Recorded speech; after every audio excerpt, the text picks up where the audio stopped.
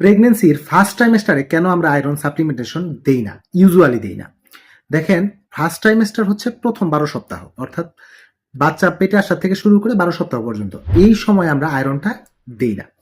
কেন দেই না? এর পিছনে কয়েকটা কারণ আছে। প্রথম যে কারণটা, সেটা হচ্ছে এই সময় বমি বমি ভাব, এই সময় বমি হওয়া এবং গ্যাস্ট্রিক আলসার বা এইদিকে যে বুকের জ্বালা পোড়া, হার্ট বার্ন, এগুলো বেশি লাগে।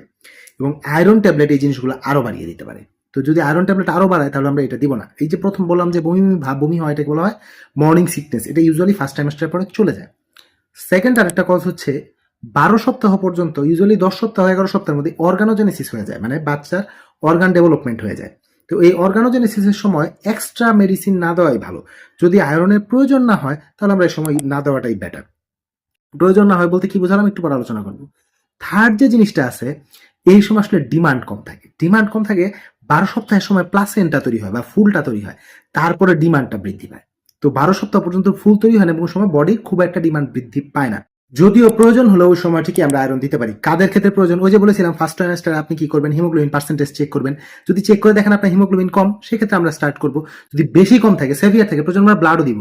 প্রয়োজন হলে আমরা আয়রন দিব ফার্স্ট ট্রাইমেস্টারে, যদি প্রয়োজন না হয় 12 সপ্তাহ পর থেকে স্টার্ট করবো। আশা করি বুঝতে পেরেছেন। ধন্যবাদ সবাইকে।